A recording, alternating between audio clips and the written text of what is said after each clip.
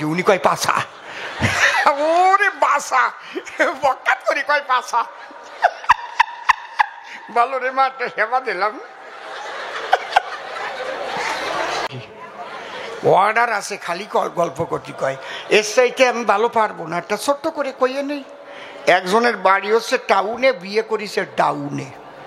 Down মানে পাড়াগা। তাই যে গ্রামে বিয়ে করেছে ওই গ্রামে ওর শ্বশুর বংশ ভরা আছে। নিজের শ্বশুর, কাকা শ্বশুর, জ্যাঠা শ্বশুর, মেসিও শ্বশুর, পিসিয়ে শ্বশুর, শ্বশুরই শ্বশুর ভরা। নূতন নূতন বিয়ে করে গেছে যখন জ্যৈষ্ঠ মাসে শ্বশুরের ঘরে। এই সব শ্বশুরের বাড়ি যখন রান্না হয়, আমার কাছে বলুন দেখি, নিমন্ত্রণ করলে না খেয়ে পারা যায় নাকি? আরো টাউনের থেকে গেছে পাড়া গায়ে। মাংস কি, কোনো বাড়ি খাসির মাংস, কোনো বাড়ি কচ্ছপের মাংস, কোনো বাড়ি পাখির মাংস, কোনো বাড়ি মুরগির মাংস, বুঝেছেন? সব বাড়ি করিছে ধ্বংস, সব কিছুই খাইছে। একটা জিনিস যদি না খাতো বেকায়দা হতো না। কালার ডাল দেখাই এই সর্বনাশ করেছে।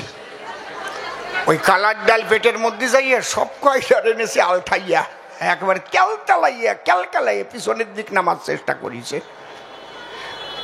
ও তো বাড়ি যাবার জন্য মিনি বাসে উঠিছে। কেন মিনি বাসে উঠলো যখন, বসে শোনেন সুধীজন, আরো অফিস টাইম ছিল। ড্রাইভার যখন ব্রেক কষা আরম্ভ করলো আর পেটে চাপ লাগতে লাগলো, যেই চাপ লাগিছে ভিতরে তো বাতাস বসে আছে, বোঝেন না, বদহজম।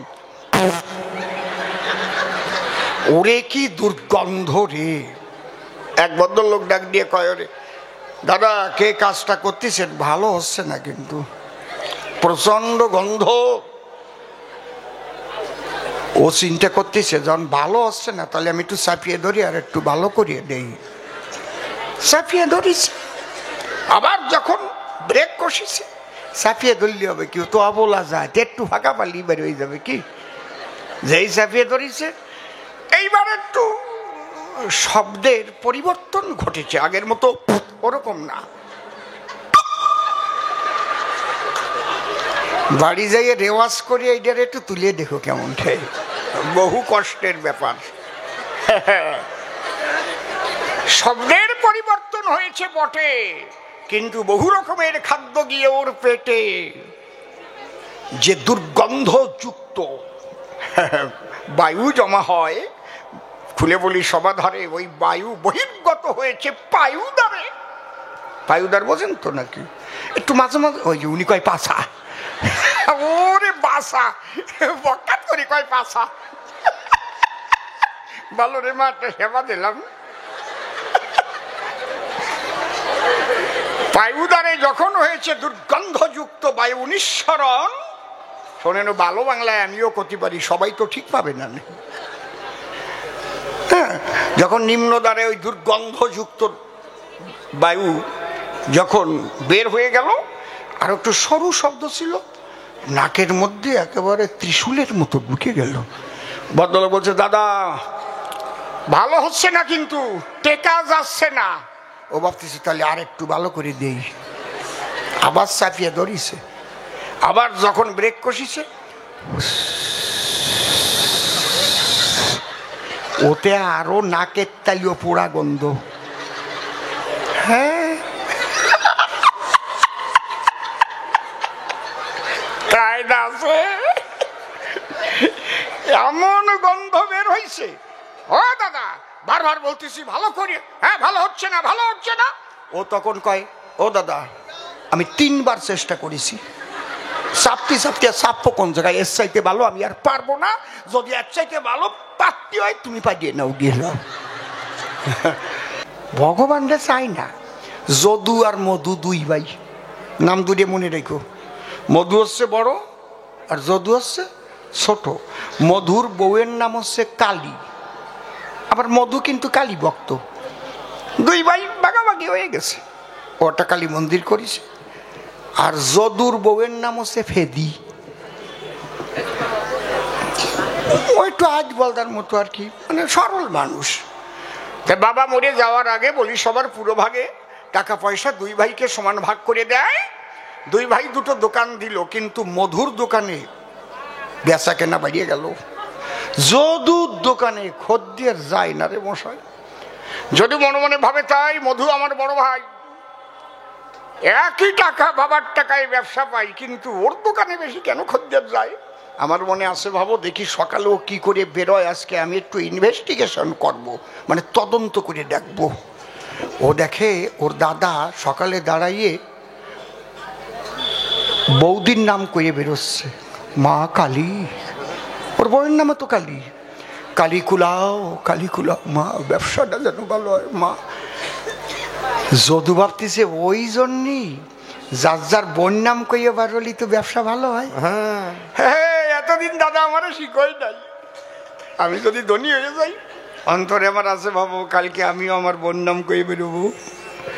এদিক ওর দাদা বলছে কালী কুলাও, কালী কুলাও। ওই দরজায় দাঁড়ায় কয় ফেদি ফেদাও, ফেদি ফেদাও মা, ফেদি ফেদাও। হারামজাদা কষ্টি কই কি? একদিন বৌদির নাম স্মরণ করে বেচা কেনা ভালো হয় তোমার দোকানের ভিতরে, তার মানে বউয়ের নাম নিয়ে গেলে ভালো খদ্দেরে একবার কায়দা ভিড় হয়ে যায়। এই জন্য তুমি আমার শিখাও নাই, আমি গতদিন গোপনে গোপনে শুনতে পাই, তাই আমিও আমার বউয়ের নাম গাই দাঁড়ায় দরজায়। দেখেছেন উদ্দেশ্যটা কি? এও ভক্ত, ভক্ত খারাপ না, এও ভক্ত, কিন্তু এই ভক্তি আসল ভক্তি নয়, যারা জাগতিক জগতের কিছু চায়। বুঝতে পারছেন?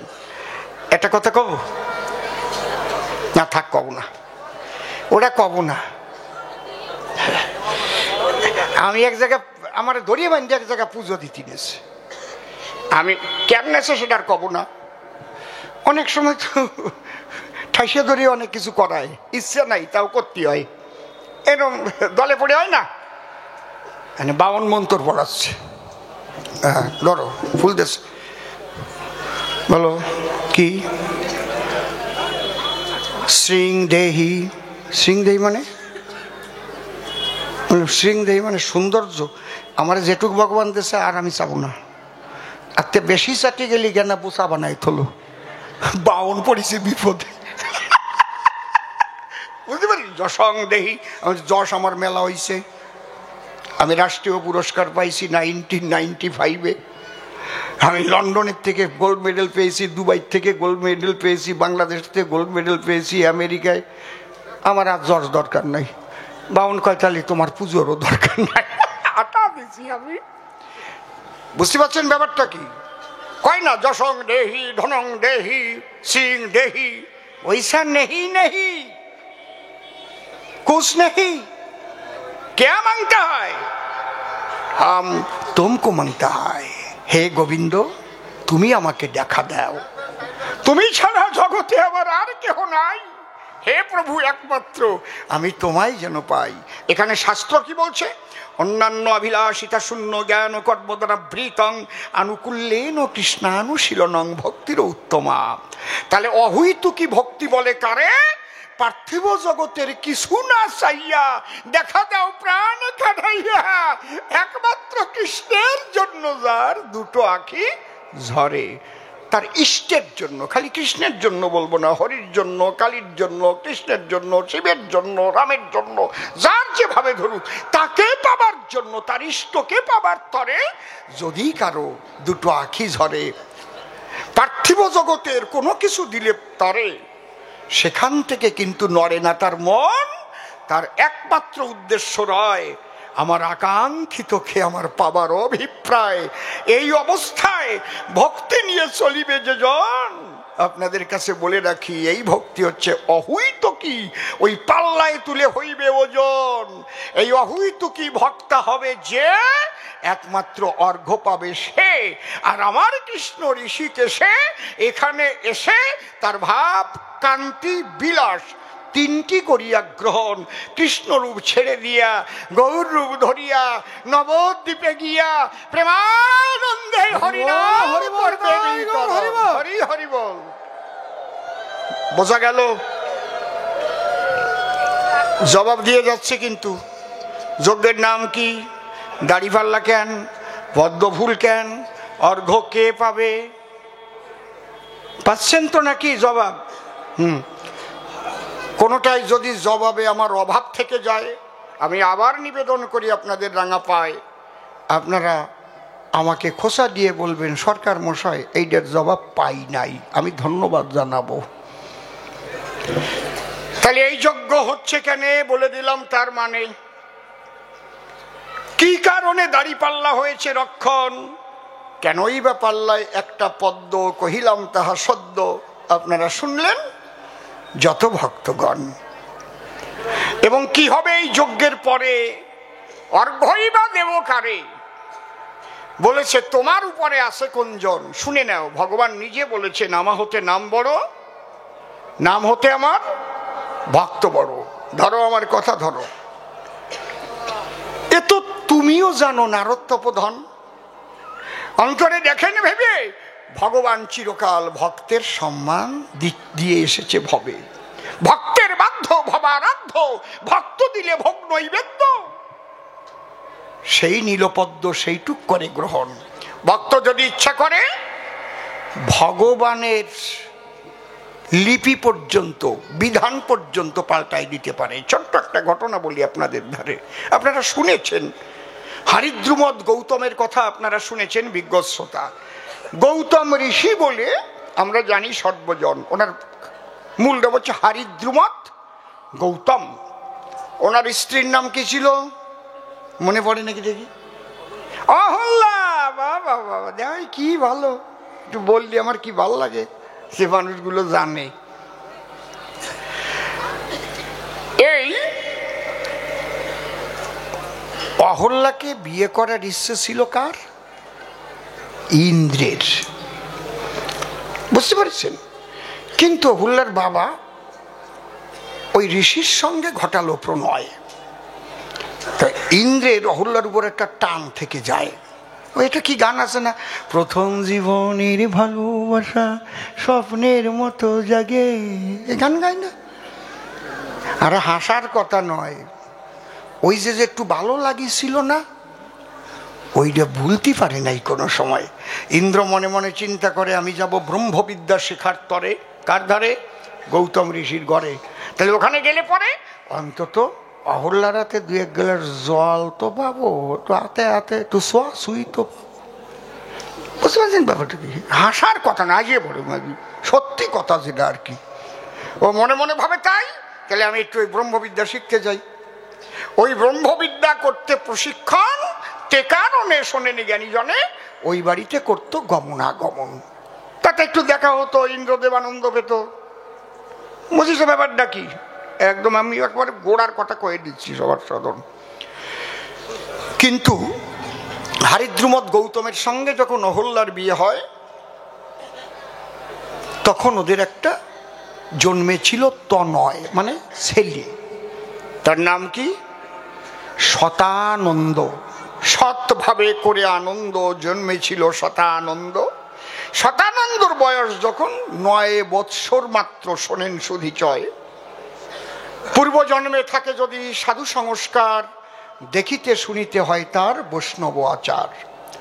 9 বছরের ছেলে একদিন মাকে ডেকে বলে, মা এই জগতে কয়দিন থাকবো আর? এখান থেকেই আসছে, যার হয় তার 9 হয়, আর যার হয় না তার 90তেও হয় না। বুঝতে পারছেন? এই কথাগুলো এক একটা জায়গার থেকে এসেছে, প্রবাদগুলো। ওই 9 বছরের ছেলে মাকে ডেকে বলে, মা কি, কে কয়দিন জগতে বাঁচবে তা তো তা কারণই জানা।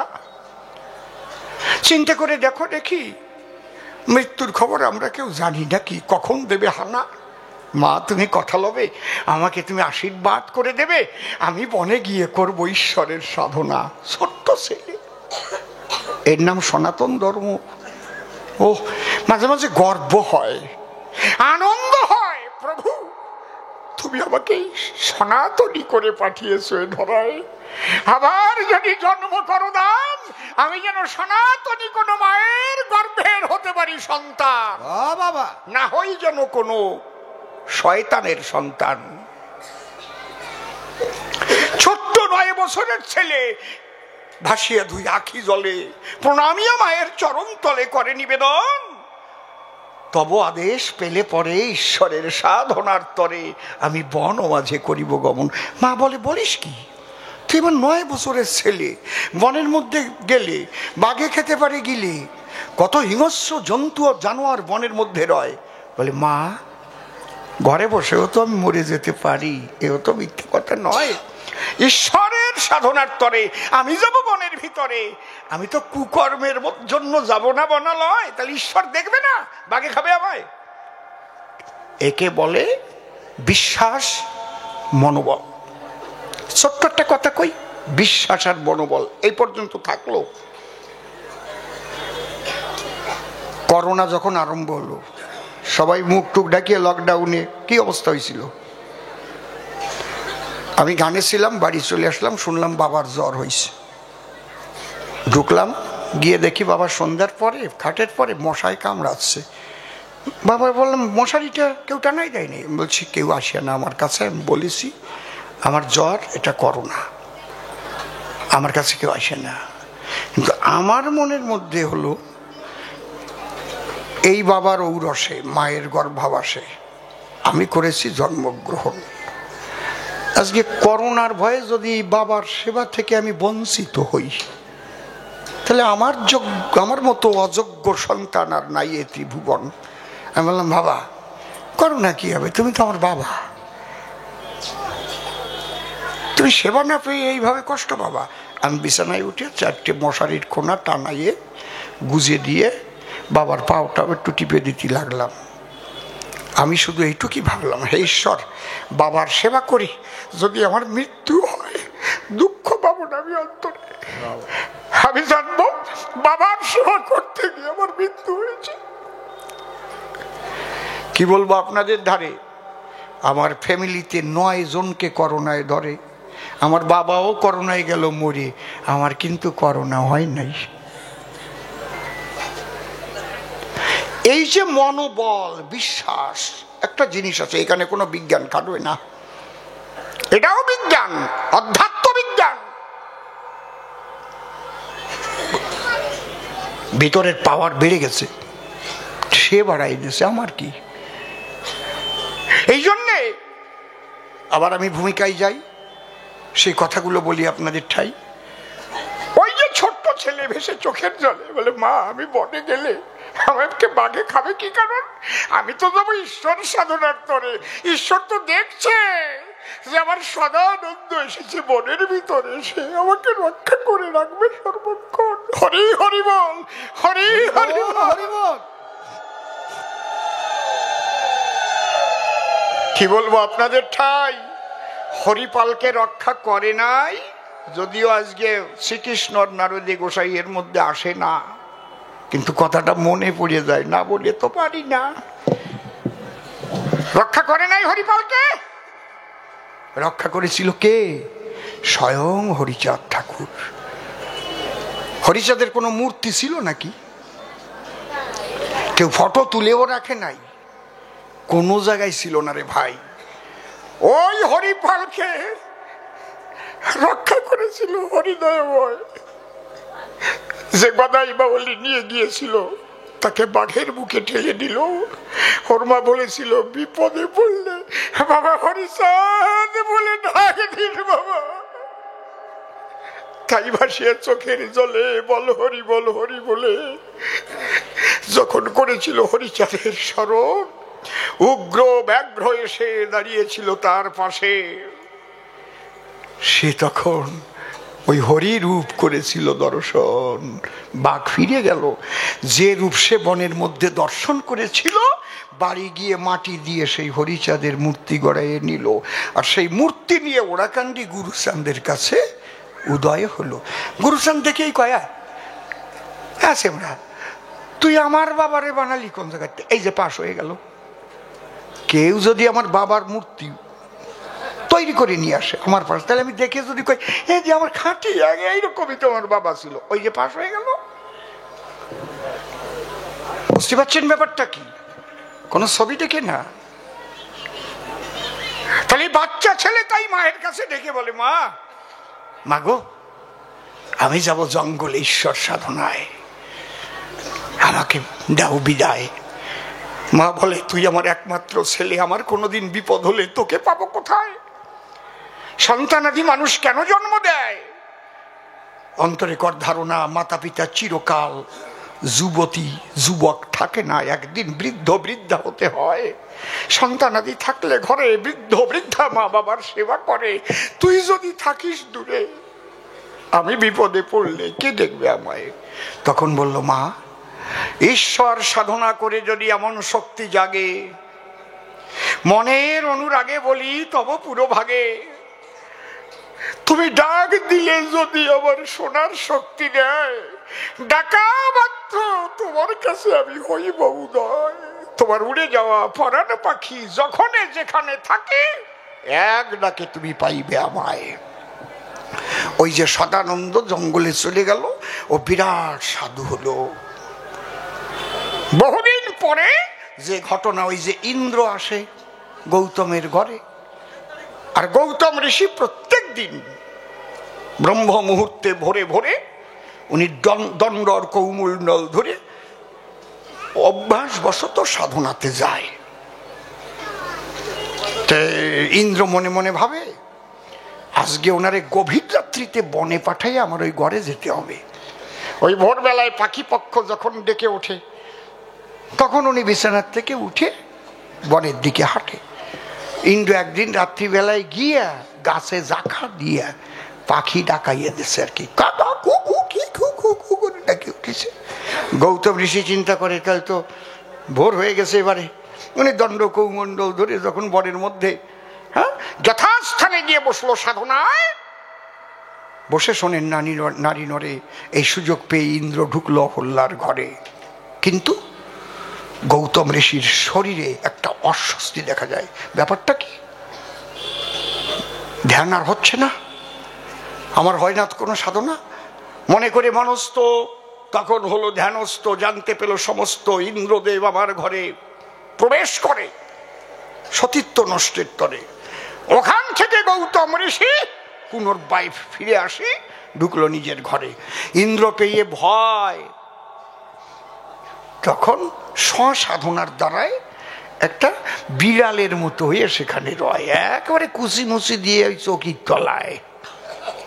এই কে রে, ঢুকেছিস এই ঘরে? টেনে তখন বের করে, তুই গুরু বলে বলিস মোরে, আর গুরু পত্নীকে ভোগ করার তরে আমার ঘরে দিলি দর্শন। মনে পেলাম মনস্তাপ, তোরে করি অভিশাপ, সর্ব অঙ্গে তোর ওই চিহ্ন হবে বিলক্ষণ। ইন্দ্র পড়িয়া পায়, তখন সে ক্ষমা চায়। ক্ষমা গুন্ত ব্রাহ্মণের, প্রকৃত ব্রাহ্মণের রয়। বলে, শোন, একটা চিহ্ন থাকবে তোর মাথায়, আর হয়ে যাবে তোর সহস্র লোচন। হরিবল, কথা নাই অসঙ্গত হয়ে গেল লোচনের মতো। ডেকে ডেকে তখন অহল্যাকে বলেছিল সেই সময়, শোনো, তুমি ঋষি পত্নী বটে, আমি বলি তোমার নিকটে, অভিশাপ আমার দেওয়া লাগলো কেন, এর জবাব চাই। তুমি যদি ইচ্ছা করতে ওকে অভিশাপ দিয়ে ভস্ম করে দিতে পারতে। তার মানে তোমার চিতেও ইন্দ্রের প্রতি ছিল একটু টান, এইটুকুর তরে অভিশাপ করি তোমারে। কি অভিশাপ? তুমি শিলা হয়ে থাকো, বর্তমান পাষাণী হয়ে থাকো। হ্যাঁ হ্যাঁ, পাষাণী হতে হবে। অহল্যা মনে ভাবে, তাহলে মানবী থেকে পাষাণী রূপ আমি করিব ধারণ। আমার পুত্র যদি আজ বিপদকালে থাকিত, সে আমাকে উদ্ধার করিত। তখন উচ্চস্বরে পুত্র বলে করেছে ক্রন্দন, শতানন্দ শতানন্দ, আজ বড় বিপাকে পড়ে ডাকি বাবা তোরে, একবার দে দর্শন। হ্যাঁ, ইথারের মাধ্যমে ভেসে শতানন্দের কর্ণকুহরে মায়ের সেই ধ্বনি আসে। ওই ধ্বনি শুনে শেষে সূক্ষ্ম দেহ করিয়া ধারণ। ওই জঙ্গল থেকে শতানন্দ এলো মায়ের কাছে, সে আবার স্থূল দেহ ধারণ করলো। মা, এই তো আমি দিয়েছি দর্শন। নিচের থেকে তখন পাষাণী হচ্ছে, কেবল করেছে আরম্ভন। কি হয়েছে মা? তোর বাবা আমাকে অভিশাপ করেছে, আর আমাকে পাবি না কাছে, এখন আমি পাষাণী রূপ করব ধারণ। হ্যাঁ, শতানন্দ গিয়ে বাবার কাছে ডেকে কয়, প্রণামিয়া বাবার পায়, বাবা আমার মা কি অপরাধ করেছে, ক্ষমা করো, ধরি তোমার রাতুল চরণ। গৌতম ঋষি করে মানা, দাম্পত্য জীবনের মধ্যে কোনো বুদ্ধিমান সন্তান হাত দেয় না, যাও এখান থেকে। বলে, তুমি তোমার অভিশাপের তরে মা যদি পাষাণী মূরতি ধরে, নিলাম আমি তোমার কথা মাথায় করে, কিন্তু আমার মাকে উদ্ধারের পথটা তুমি বাতলে দাও এখন।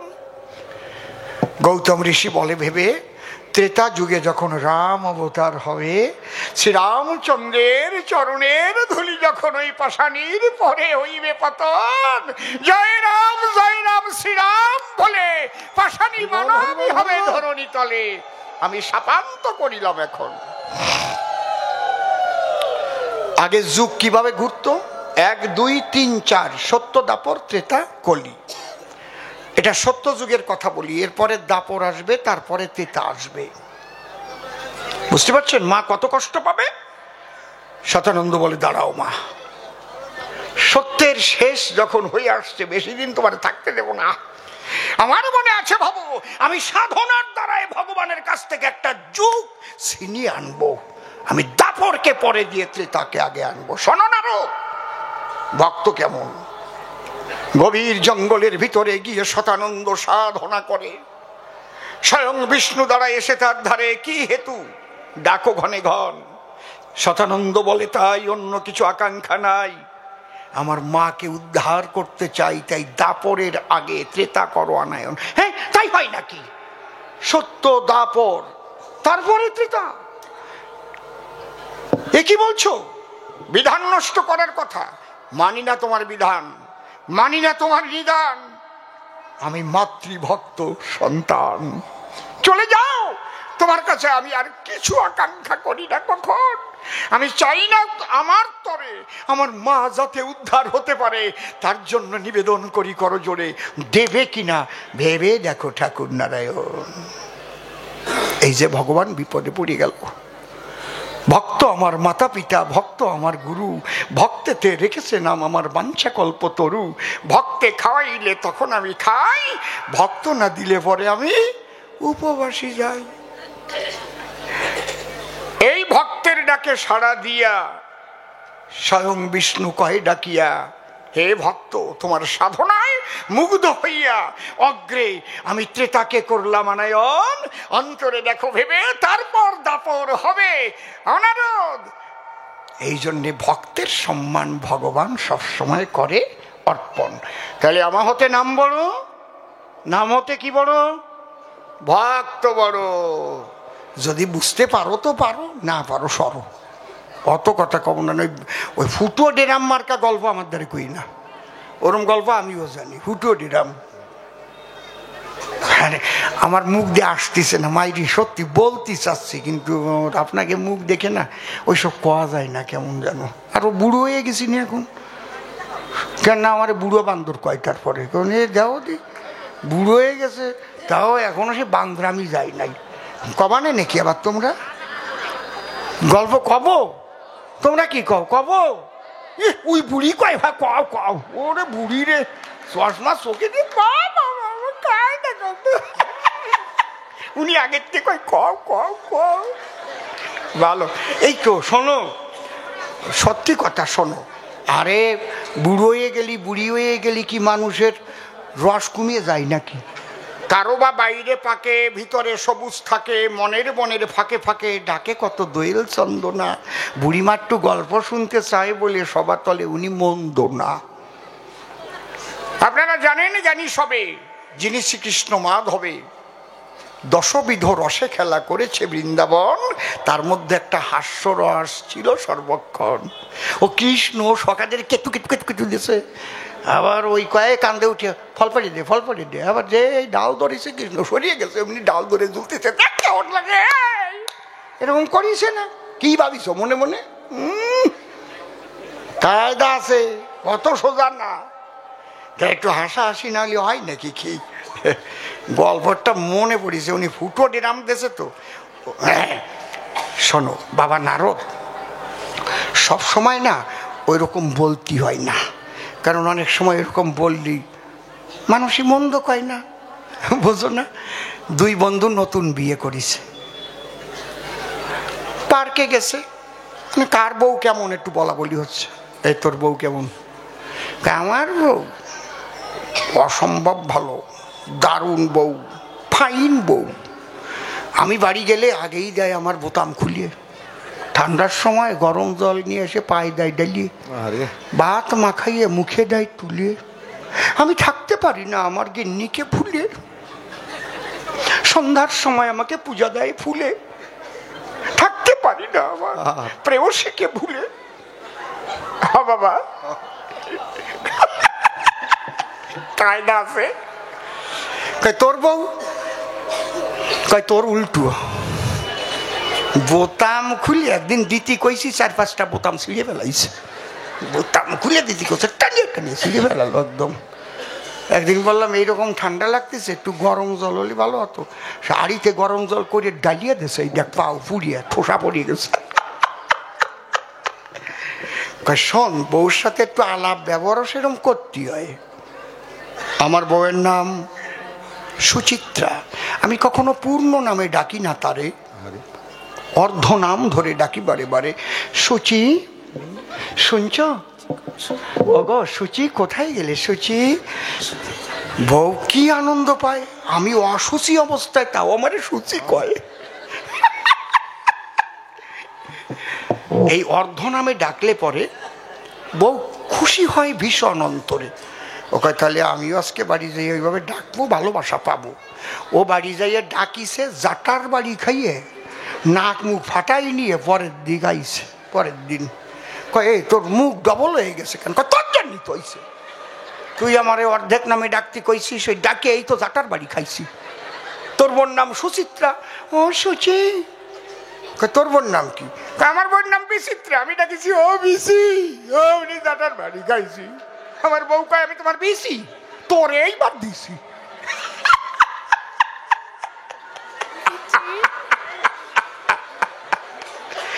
কিরম গল্প কইছি, ভালো গল্প না? ও বুড়ি কনে গেল, এই শীত হয়ে পড়তেছে।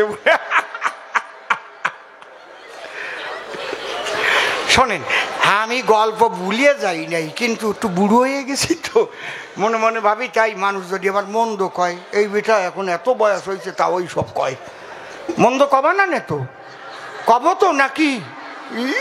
বস কত চুপ করে থাকেন সবে, মাঝে মাঝে 2-1 ফোঁটা দেওয়া হবে। তাছাড়া দাঁড়ায় সভাতলি 2-1টা হাসির কথা যদি না বলি, যারা আছে যুবক যুবতী কৃষ্ণ কলি, ওরা মনে মনে ভাববে তাই অসীমবাবুর আগে খুব রস ছিল, তাই রাজনীতিতে যেয়ে শুকোই গেল, আগের মতো নাই। অন্তরে করুন ধারণা, বান্দর বুড়ো হয়ে গেলেও গাছে ওঠা স্বভাব যায় না দেবানে। আরে বুড়ো হয়ে গেলে কি রস কমিয়ে যায় নাকি? রস আরো মোটা হয়, ফোটা কাটে মোটা মোটা। দেখো না খেজুর গাছ, কচি খেজুর গাছে যে রস পড়ে, ওতে পাটালি হয় নাকি কোনো প্রকারে? যখন বয়সী খেজুর গাছ কাটার পরে দেখবেন মোটা মোটা ফোটা কাটে, আর জ্বালালি যা পাটালি হয় না। খাই নাকি কামড় দিয়ে দিও। জয় রাধে। অন্তরে আমার আছে ভাবো, প্রত্যেকটার জবাব দেব, মাঝে মাঝে গল্প কব, হাসাবো কাঁদাবো, এটাই তো কবি গান। তাহলে আমার চাইতে বড় কেটা, শুনলে তুমি ব্রহ্মার বেটা। প্রশ্ন করেছিলে যেটা, আমি দিলাম সমাধান। আর একখানা প্রশ্ন করে গেছে কাব্যবাসরে, তোমার মাকে কেন দাড়ি 3টি বাড়ি মারে, দাও সমাধান। ভালো প্রশ্ন করিস। শোনো, ভগবানের একটা সংবিধান আছে, সেই সংবিধানের ঊর্ধ্বে স্বয়ং ভগবানও নয়। খুব লক্ষ্য করবেন কিন্তু, সেই সংবিধানের ঊর্ধ্বে যিনি সংবিধান লিপিবদ্ধ করেন তিনিও নয়। আপনারা জানবেন যে আন্দাজে কিন্তু জগৎ চলতেছে না। সূর্যকে নিয়ে পৃথিবী ঘুরছে, পৃথিবীকে নিয়ে চাঁদ ঘুরছে। আজকে 6টা গ্রহ একই সরল রেখায় মিলন হবে। বুঝতে পারছেন কি বলছি? তাহলে এই যে মহাশূন্যে মহালীলা হয়, মহাশূন্য বাদ দেন ভাই, আমার কথা যদি আমি চিন্তা করতে যাই, নৈশ শান্তি নিকেতনে মাতা পিতা দুইজনে মিলন দশাস্বাদনে যখন হইল মিলন, পিতার পিতৃ সত্তা এসে আশ্রয় করেছিল মায়ের গর্ভাবাসে, দুই সত্তা মিলে শেষে ধীরে ধীরে হয়েছিল জায়গট তৈরি হয়েছিল। যখন সেখান থেকে আস্তে আস্তে হলো কোষ বিভাজন। তাহলে ওই বিন্দুর মধ্যে আমার এই সিন্ধু ছিল, দাঁত ছিল, হাত ছিল, চোখ ছিল, নখ ছিল, উরু ছিল, বুরু ছিল, কিডনি ছিল, পাকস্থলী ছিল, সব ছিল না? ওমা কথাগুলো কোনো না মন দিয়ে শ্রবণ, এটাও একটা বিধান, সংবিধান অনুপাতে হয়।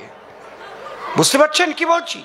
তাহলে ভগবানের সংবিধান কি? যেমন ভারতবর্ষের একটা সংবিধান আছে, আমেরিকার একটা সংবিধান আছে, জাপানের একটা সংবিধান আছে, প্রত্যেক দেশের, চীনের একটা সংবিধান আছে। তাহলে ভগবানেরও একটা সংবিধান আছে। কি? মনে ব্যথা পেয়ে যদি চণ্ডালিনী সাপে, এড়াতে পারে না তারে বিধাতার বাপে। যদি মনে ব্যথা পেয়ে কোনো চণ্ডালিনীও অভিশাপ করে, বিধাতার বাপেও এড়াতে পারে না তারে। যেমন আমি নারায়ণ গিয়েছিলাম তুলসীর ঘরে তার উপকার করার তরে, ভুল বুঝে অভিশাপ করেছিল দান। আপনারা তো জানেন সর্বজনে, যে কারণে শালগ্রাম শিলা হয়েছিলাম আমি ভগবান। হই নাই নারায়ণী শিলা? কথা কও, হয়েছি? আমি তো তুলসীকে বলতে পারলাম না, মানিব না মানিব না তোর অভিশাপ, তুই কি আমাকে চিনিস না? আমি মহাবিষ্ণু, আমি বিশ্বের বাপ, দূর হয়ে যা। হবে না, তাহলে সংবিধান নষ্ট হয়ে যায়। মনে ব্যথা পেয়ে যদি চণ্ডালিনী সাপে, এড়াতে পারে না তারে বিধাতার বাপে। এই জায়গাটা কি হইছে? কি হয়েছে তোমাকে? এই জায়গা মেলার সময়তে আরম্ভ করিস, তুমি একটু এগোয় বসো তো, এই সময় একটু টানিয়ে দাঁড়েন নে, দে টান দিয়ে দাঁড়ে নিয়ে আয়। আর ওই তিনজনটা একটু ফাঁকা করো,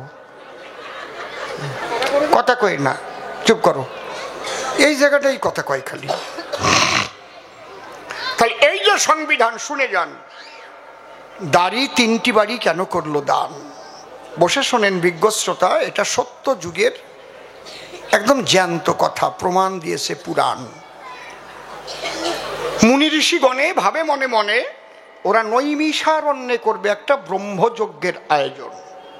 পুরাণ কথা শুনুন বিজ্ঞ শ্রোতা। কিন্তু আগেই করেছে মানা ঘোষণা, কি?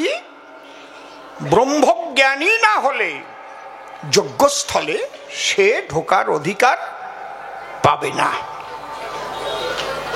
ব্রহ্মজ্ঞানী হতে হবে, তবেই যজ্ঞে জায়গা পাবে। কিন্তু বড় কোনো যজ্ঞ উৎসবাদি যখন করতে যায়, তখন অন্তত একজন মায়ের প্রয়োজন সেখানে হয়। এই যে এখানে সাজানো, পূজা পার্বণ করা, এটা মা করিছে না? মুনি ঋষি একত্তরে মনে মনে চিন্তা করে, তাহলে সেই ব্রহ্মজ্ঞানী সেই নারী পাবো কোথায়? উতঙ্ক ঋষি মাঝখানে ছিল বসি, উনি বললেন একজনের সঙ্গে আমার আছে পরিচয়, আমি দিতে পারি প্রমাণ, তার হয়েছে ব্রহ্মজ্ঞান। কে? বলছে কপিল মুনি, যার তনয়। কপিলের মাতা যিনি, তিনি ছিলেন ব্রহ্মজ্ঞানী। দেবাহুতি বলে যার ছিল পরিচয়। বোঝা যাচ্ছে? হ্যাঁ, যজ্ঞটা পরিষ্কার পরিচ্ছন্ন করার দায়িত্বভার করিবে গ্রহণ। দেবাহুতি ডেকে কয়, এমন ভাগ্য কয়জনের হয়? ঋষি কার্য করিতে ধার্য যখন করেছ আমায়, অন্তরে আছে ভাবো আমি শান মার্জনা নিয়ে এখনই যাব, আমাকে নিয়ে চলো সেটাই। যখন ঋষিরা একত্তরে দেবাহুতিকে নিয়ে এলেন যজ্ঞাগারে, উনি শান মার্জনা নিয়ে করে, মানে ঝাঁটা। যখন ধীরে ধীরে পরিষ্কার করবার জন্য কার্যবর্তী হয়, উনি হয়েছেন কার্যবর্তী। এদিক যার নাম পশুপতি, মানে ভোলা মৃত্যুঞ্জয়। শিব ঠাকুর চিন্তা করে, কেমন ব্রহ্মজ্ঞান হয়েছে মা তোমার ভিতরে, আমার একটু পরীক্ষা করার দরকার হলো এ সময়। দেখিতে দেখিতে শিব কোন কর্ম করিল, সমূর্তি ছেড়ে দিয়ে একটা কুকুর মূর্তি ধরিল। কুকুর হইয়া তখন পাগলা পঞ্চানন, যজ্ঞবেদীর এক ধারে স্বয়ং পাগলা দিগম্বরে চুপ করে করেছে শয়ন। ঝাঁটা দিয়ে পরিষ্কার করিতে করিতে দেবাহুতি গেছে কুকুরের সাক্ষাতে। এই কুকুর, এখান থেকে কর পালায়ন। আমার কাছে বলুন দেখি, ওটা কি আমাকে দেশি কুকুর নাকি? স্বয়ং শিব বিরূপাক্ষী, ও তো এসেছে পরীক্ষার কারণ। যখন কুকুর সরে না মোটে, ঝাঁটা নিয়ে কুকুরের পিঠে সপাং সপাং করে 3টি বাড়ি করিল অর্পণ। ঝাঁটার বাড়ি আজও মায়েরা করে মানা, কেউ কুকুরকে ঝাঁটা দিয়ে পিটাস না। যেই দিয়েছে ঝাঁটার বাড়ি, কুকুরের মূরতি ছাড়ি স্বয়ং ভোলা ত্রিপুরারি সমূর্তি করিয়া ধারণ। ডেকে বলে, দেবাহুতির ঠাই, আমা তোর নাকি ব্রহ্মজ্ঞান হয়েছে শুনতে পাই। তাহলে কুকুর জ্ঞানে ঝাঁটার বাড়ি দিলি কি কারণ? আমি প্রশ্ন করি, তোর ধারে কুকুরের ভিতরে ব্রহ্ম কি বিরাজ করে কি না করে বল আমার সদন। ব্রহ্মজ্ঞানী মানুষ যারা, একটা পিঁপড়া পর্যন্ত স্বইচ্ছায় পা দিয়ে পেশিয়া মারে না তারা। তোর মধ্যে কেন এই ধারা? এই জন্যে কথা আছে মুনিনঞ্চ মতিভ্রম। এই জন্যে কথা আছে সাধু সাবধান, ফের কহিব সাধু করো অবদান। কেউ কয় না চোর সাবধান, গুন্ডা সাবধান, বদমাইশ সাবধান, কয় নাকি কেউ? কি কয়? সাধু সাবধান। অন্তরে দেখুন ভেবে, যে যত উপরে উঠবে তার কিন্তু বেশি সাবধান থাকতে হবে। আপনি মুখ দিয়ে একটা কথা বলে বসলেন, অত কেউ মূল্য দেবে না, কিন্তু দেশের প্রধানমন্ত্রী কিংবা রাজ্যের মুখ্যমন্ত্রী যেটা বলে বসবে, অমনি ওইটা মিডিয়ায় ধরবে, কোনো কোনো দেখাবে, এই কইছে এই কইছে। আপনি ওর চাইতে মারাত্মক একটা কন, ওটা আর দেখাবেও না। কথা বোঝা গেল কি? কায়দা আছে, এগুলো বুঝতে হবে। শিব বলল, মনে পেলাম মনস্তাপ মা, তাই তোরে করি অভিশাপ। তোর সুকর্মের ফলে স্বয়ং ভগবান হবে তোর ছেলে। সেই ভগবান যখন করবে যজ্ঞের আয়োজন, অন্তরে দেখ ভাবি, তুই যজ্ঞ দেখতে যাবি, আর দাড়ি বেত্র ধরে তোর পৃষ্ঠ পরে 3টি প্রহার করিবে তখন। এই ঝাঁটার বাড়ি বেতের বাড়িতে কাটাকাটি হবে তখন, বুঝেছেন? ঝাঁটার বাড়ি আর বেতের বাড়ি কাটাকাটি হলো। আমি কি করলাম? আমি মাকে গিয়ে জড়িয়ে ধরে আদর করে নিয়ে এসে মাথার পরে স্থান দিয়ে রাখলাম। আমি খারাপ কাজ করি নাই, আমার কর্তব্য যাহা আমি করেছি তাহা, তাই না? সে তার অভিশাপ বহন করিয়া আনিয়াছিল, যে কারণে 3টি ঝাঁটার বাড়ি খেতে হলো। এখান থেকে আমাদের শিক্ষা পাওয়ার আছে প্রয়োজন। কারোর অন্তরাত্মায় ব্যথা কেউ দিও না কখন, এমন কাজ করো না যাতে ব্যথা পায়। সে যদি মুখ দিয়ে বলিয়ে বসে কোনো সময়, দেখবে তোমার সোনার সংসার ধ্বংসও হয়ে যেতে পারে। সাবধান থেকো সর্বদাই। তাহলে যে প্রশ্ন করেছিল দান, সেটারও দিলাম সমাধান। তারপরে আর এক প্রশ্ন করেছে, রাধা রানী দুলয় পড়িয়ে কান্দে কেন, আর তুমি একটা পক্ষ নিলে কেন ভগবান? কিমা ঠিক আছে তো নাকি, না আরো বাকি আছে? দেখো কাগজ দাও, দাও বাড়ি দাও, গেয়ে নেই আর একখানে গান। জয়